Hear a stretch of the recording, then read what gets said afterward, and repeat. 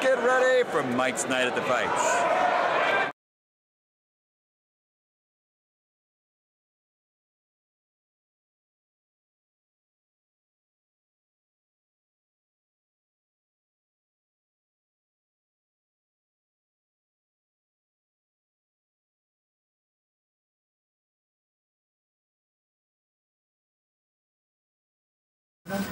As we say, upsets, boxing is the theater of the unexpected, as Larry Merchant always says. And tonight, Manuel Stewart's famous Crocs Gym, once again in the limelight. His spirit lives on. Jonathan Banks, huge upset over heavyweight prospect Seth Mitchell. Jonathan, please tell us a little bit about how you feel being upset of the evening.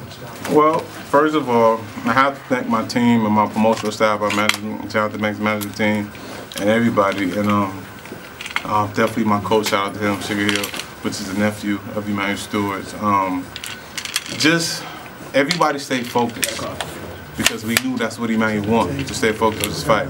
And the feeling I have is like, it's a surreal feeling, you know, and it's a shout out to every child out there. And every child part of my mentoring program back home, the dreams come true, you know. And this is definitely was a goal that I wanted to achieve. Me, my brother Paul Banks, my trainer Sugar Hill, and Cutman James Ali Bashir, Tom Lawford, and the whole Vladimir Vitaly OK2. As a staff, they believed in me. They called me constantly time. They made sure I was training, made sure I was doing what I was supposed to do, because they knew this was it.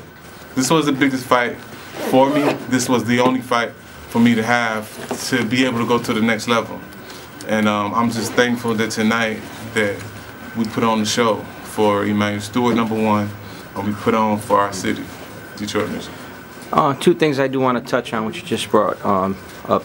#1 being the fact that Motor City, Detroit, that city in itself has blessed us with some of the greatest fighters of all time. At any given time, a Detroit fighter can give anybody problems, and you know, they could always take it to the bank, as we could say.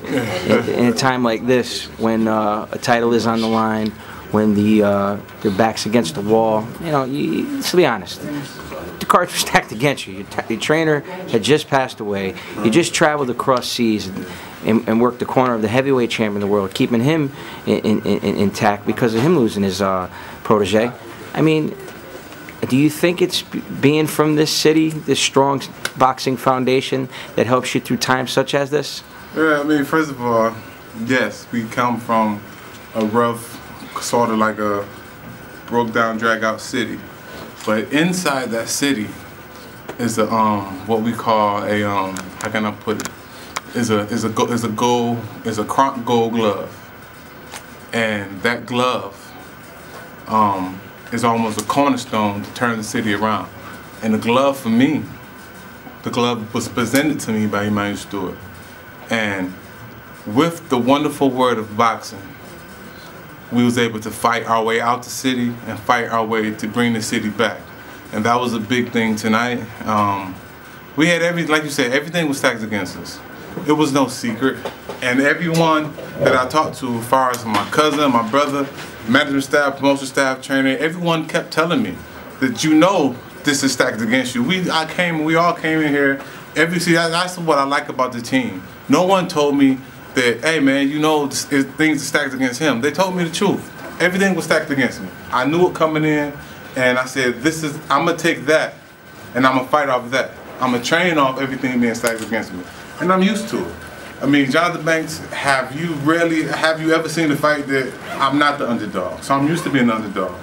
And what my brother told me when he came to Atlanta City, he said, after we leave here, the underdog will be on top.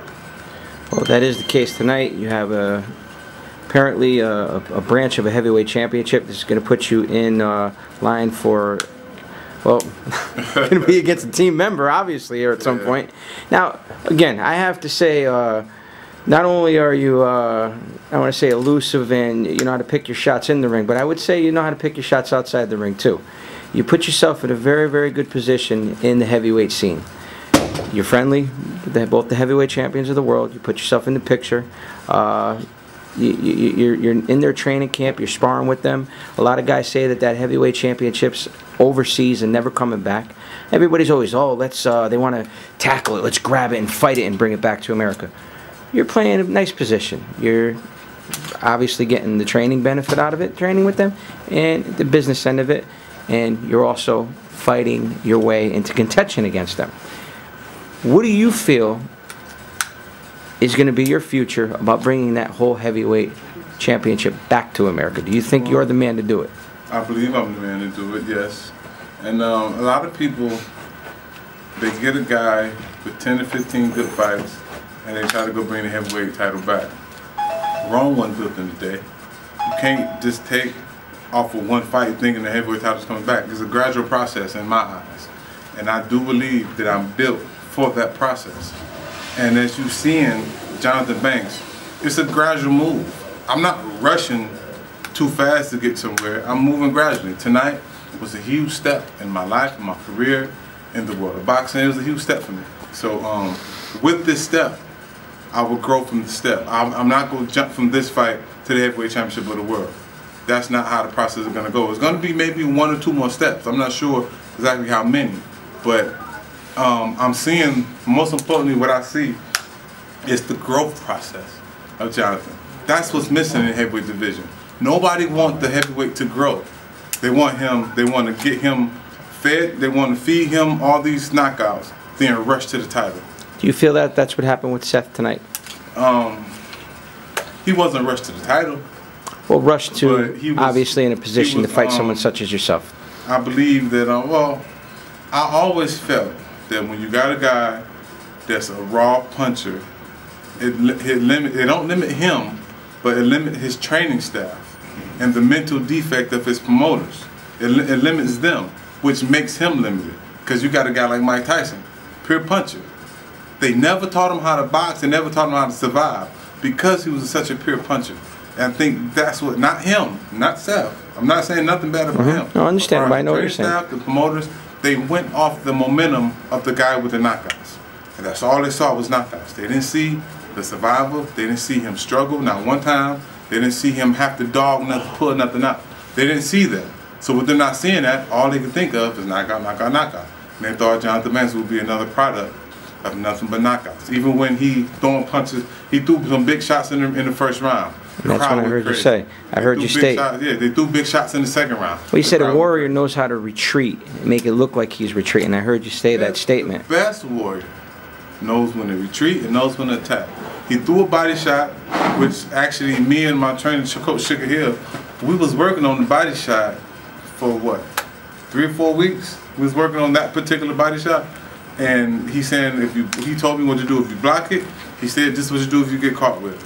And once he threw it, just like we practiced, he got half of it caught, half of it was blocked. But I bagged up because I knew he could punch hard. So I backed up, I started bagging up, and I knew that was going to make him come forward. And that's how I was able to catch him. I used his momentum against him. Now, Johnathon, obviously, sky's the limit at this point. Your story, this is, like you talk about, it's more of a long-term process to become a heavyweight champion. Again, the whole history of it, heavyweight champions in America, we've had a great history of heavyweight champions. Each one of them have their own unique story.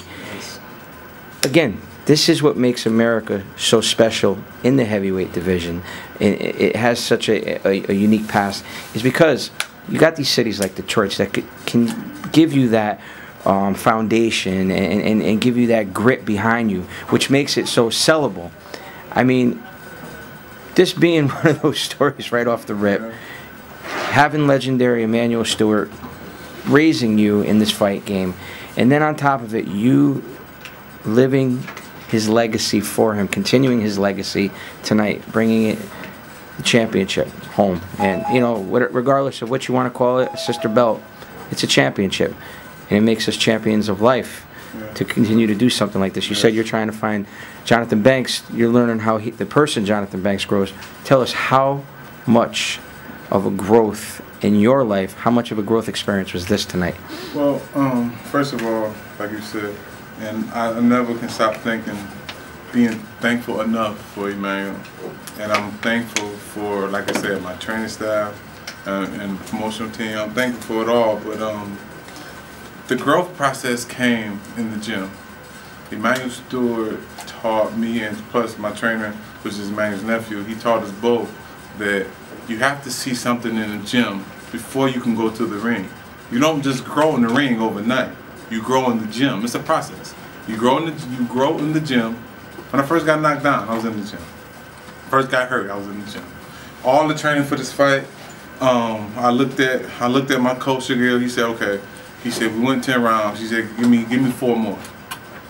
I said, I'm thinking. I said, 4 more. You know that's over 12, right? He said, let's just go 4 more. So it was he tested me in the gym first. He wanted to see, Jonathan, do you really want to do this? He never came out and said it, but I know how we've been around each other for so long. I know how he think. I said, okay, he's trying to see if I really want to do this. And I dug down. The later the rounds got, the more I dug down, because I had to prove to myself first. I had to prove to my training staff that this is what I want to do, and this is the fight that I can win. So with me doing that, it gave him so much confidence. It gave even my promoter, the time off, he was in the gym. He looked at me. It gave him confidence. It gave everybody confidence to say, you know what? This the guy we going with this guy. This the guy we know we're gonna go with. And the right guy that they chose for the job. I agree. Jonathan, congratulations. We hope to see more of you here at Mike's Night at the Fights. Thank you. And lots of luck to you in the future. Mike's Night at the Fight and Jonathan Banks, we did it. Thank you.